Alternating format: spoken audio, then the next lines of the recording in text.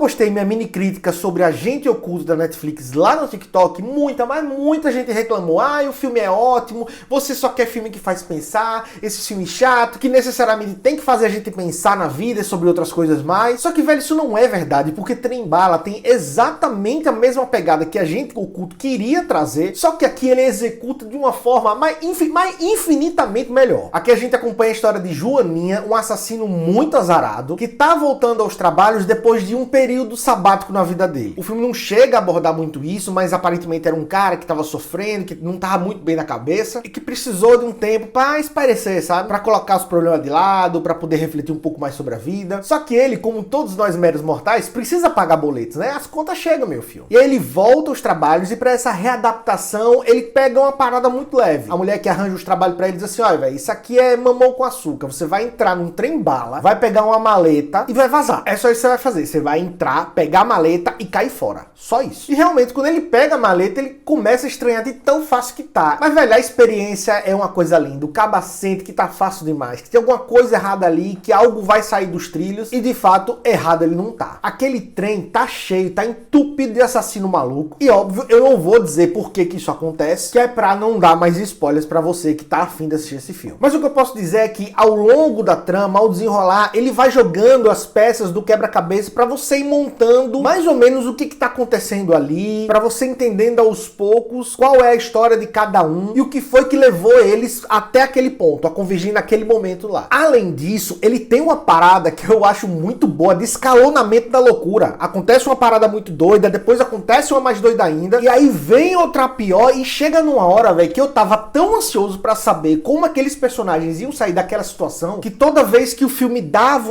uma rebaixada, toda vez que o filme dava uma pausa, eu ficava doido pra que ele voltasse, entendeu? Então eu ficava doido pra aqueles momentos de estopim que botasse a história pra frente e voltasse logo pra tela. E sim, aqui é um filme que ele dá muito dessas pausas. Vem a porrada pra pouco, explosão, e aí para pra conversar, um diálogo longo, depois volta pra ação, pra pouco de novo, e aí para novamente pra ter mais momentos de conversa, o que pra quem quer ver a porradaria comendo no centro, pode até desconectar um pouco, mas assim, apesar de ter chegado uma hora que eu queria realmente que avançasse mais um pouco, essas cenas não são ruins, porque são nelas que a gente começa a conhecer os personagens mais a fundo. Como eu disse, tinha horas que eu queria que o filme avançasse, mas era mais uma questão de ansiedade minha mesmo, pra saber o que ia acontecer, do que pela qualidade do que estava sendo mostrado. Eu não sei bem se deu pra entender o que eu tô dizendo, mas não encare essas horas como algo que você, ah, meu Deus, é a hora que o filme se perde. Não, muito pelo contrário. Eu gostei dos diálogos, é aqui que a gente tem piadas muito boas, só que tem uma piada que ele fala dos desenhos do trem, eu esqueci, é Thomas e seus amigos, se eu não me engano. E aí, o filme inteiro, ele fica referenciando esse desenho, comparando os personagens da animação com os personagens do filme. Ah, você é o Thomas, você é fulaninho de tal. E nessas comparações, eu me senti meio que um peixe fora d'água, porque eu não conheço. Apesar de eu ter visto um episódio ou outro perdido, mas eu não sei quem é quem, entendeu? Só que eu fiquei com aquela sensação de que, pô, quem conhece esses personagens vai ter se divertido muito mais. Porque as tiradas são boas, ele constrói uma narrativa bem legal nessa comparação. Só que, como eu disse, o problema tava que eu não conhecia. Eu queria ter assistido. Se eu soubesse que esse filme tinha essa piada de forma tão recorrente, eu pelo menos ia dar um Google, entendeu? Procurar assistir uns 2 episódios pra ver qual era a dele e poder me situar melhor nas referências, sabe? Mas tirando isso, são diálogos divertidos, são conversas feitas de maneira bem natural. Tem umas interações forçaçãozinha de barra, que é pra você evidenciar a comédia. Tem, não vou mentir. Mas, velho, pra mim, isso não chegou a afetar não a qualidade do filme. A direção é do David Leitch, que fez Deadpool 2, Atômica, e ele foi sócio do Chad Stahelski no filme de ação que tá bem dentro do meu coração, que é John Wick. E tanto o David quanto o Chad, eles foram dublês por muito tempo, e eles conseguiram mudar a dinâmica da ação desse tipo de filme, justamente com John Wick. Toda essa experiência de dublê faz com que ele saiba o que ele tá fazendo, então você percebe coreografias de lutas muito boas, você percebe que o movimento é muito fluido, e ao mesmo tempo que eles são fluidos, eles são muito precisos, uma coisa não anula a outra, o que de fato faz com que pareça ser lutas bem reais. Aqui existem alguns atores, obviamente, que não tem tanta aptidão pra luta, pra uma interpretação que exija o físico dessa maneira, e aí você percebe que tem momentos que tem muitos cortes na tela, justamente pra emular essa aptidão que não existe dos atores que estão em cena. Mas, velho, isso daí também não impacta, ficou muito bom, o produto final ficou muito bom. Velho, só o uso de câmera lenta, colocado no momento certo, na hora certa, na cena certa, já mostra aqui que ele tem realmente gabarito pra fazer um filme desse porte. Viu, seu Zack Snyder? Dê uma olhadinha nesse filme aqui pra você aprender como é que faz. A única coisa coisa que às vezes me tirou um pouquinho minha atenção foi a trilha sonora. E antes de você me julgar, não interprete mal. Ela é muito boa. Ele usa aqui uma técnica que eu adoro no cinema, que é justamente de dar o contraste pela música. Tipo, uma cena de muito tiro ou de muita violência, de muita porradaria com uma música calma, tipo música clássica. E eu adoro esse tipo de coisa, porque quando você acerta, pô, o conjunto da obra fica muito bom. Mas aqui tem alguns momentos que eu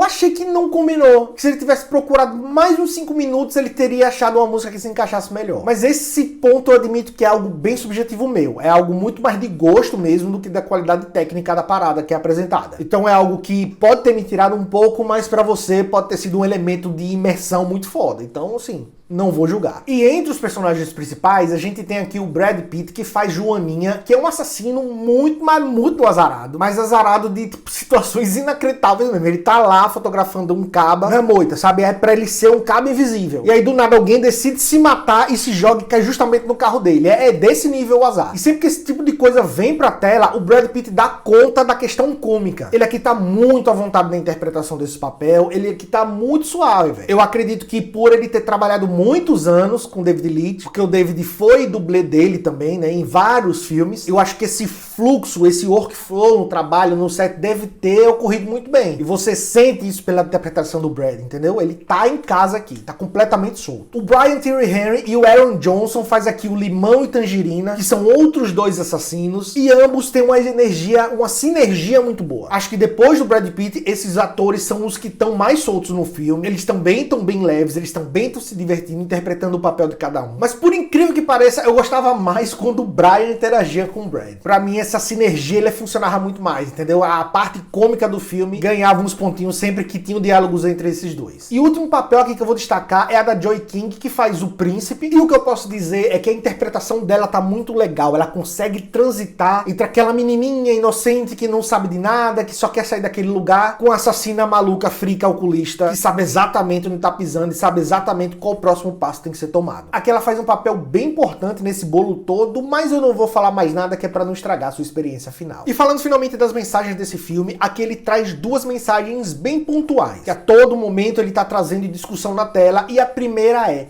o que é a sorte? Velho, quantas vezes você já se sentiu azarado? Eu tinha dias que eu pensava assim, não é possível, eu sou a pessoa mais azarada desse mundo. Tudo de errado acontece comigo. Mas será mesmo que é verdade? Quando a gente sente isso, pra onde é que a gente tá olhando? Qual é o fato que a gente tá encarando? É muito comum a gente ter essa sensação de azar quando a gente tá olhando apenas o objetivo que a gente queria. Tipo, todo trabalho que eu tento, eu não consigo. Eu queria fazer desse outro jeito, mas aí a vida me levou pra outro caminho completamente diferente. Só que aí, nesse ponto, com o personagem do Brad Pitt, ele começa a colocar algumas situações pra fazer a gente pensar que talvez aquilo que a gente queria, aquilo que a gente tanto desejava, talvez não fosse a melhor opção. Por exemplo, tem uma cena que acontece logo nos primeiros minutos de filme, não é nenhum spoiler, então pode ficar tranquilo com isso, mas que ele tá falando no telefone, não, sou muito azarado, e ele mete o pé pesado, assim, gostoso, numa poça de lama. Aí, obviamente, né, ele fica puto da vida, só que aí logo depois que ele tira o pé da poça, passa um carro, voando. E essa cena passa tão rápido que tanto para o Brad Pitt, né, tanto pro personagem, o Joaninha, quanto para muita gente que assiste, passa quase despercebido. Tem muita gente, inclusive, que eu aposto que viu esse filme e não se ligou nisso aí. Porque, de fato, ele não menciona, o filme não para discutir aquela ação, o carro só passa. E aí ele continua, porra, tá vendo como eu sou azarado? Tá vendo como nada dá certo? E foca nessa questão do azar. Só que parando para analisar agora quantas poças de lama a gente já pisou e que parou a gente no momento certo para que a gente não fosse atropelado. Quantas coisas ruins já aconteceram em nossas vidas e que a gente não tem ideia de que se a gente conseguisse aquela coisa boa que a gente tanto desejava, algo muito pior poderia acontecer lá na frente. Então, além do filme mostrar que entre a sorte e o azar existe uma linha muito tênue separando, ele também convida a gente a olhar as coisas com essa outra visão. É mais ou menos aquela parada do copo meio vazio, meio cheio, tudo depende da perspectiva que você olha. E essa mensagem, ela tá intimamente ligada com a segunda que ele traz e que eu acho que é a mais escancarada aqui na história do filme, que é sobre até onde a gente controla o nosso destino. Aqui a gente vê um conflito muito grande entre quem acredita que deve fazer de tudo para controlar o destino, deve fazer de tudo para controlar tudo aquilo que acontece na vida dele, e aquele outro lado de quem tá trabalhando para tentar alinhar os chakras, tentar alinhar a energia, para viver em consonância com aquilo que o destino apresenta na sua vida. É mais ou menos aquela parada, se eu não posso vencê-lo, vou me juntar a ele, sabe? E velho, eu digo que essa mensagem mais escancarada escancarada porque, por exemplo, a sequência final é toda baseada nessa questão do destino. Como se tudo que tivesse acontecendo aqui, naquele momento, fosse predestinado a acontecer. E depois que o filme acabou, eu fiquei me perguntando, pô, mas será que realmente a gente tem que escolher um lado? Será que a gente realmente precisa acreditar que o destino vai acontecer de qualquer forma, não importa o que você faça? Ou então que tudo que você faz, tudo que acontece na sua vida, você pode controlar? É óbvio que não existe uma resposta pronta pra isso, mas uma coisa que eu tenho 99% de certeza é que os extremos dessa balança estão equivocados, cara. Porque tem coisas na nossa vida que só você pode fazer por você mesmo. Como também existem outras partes que mesmo que você lute, mesmo que você se esforce pra tentar mudar, você não vai conseguir.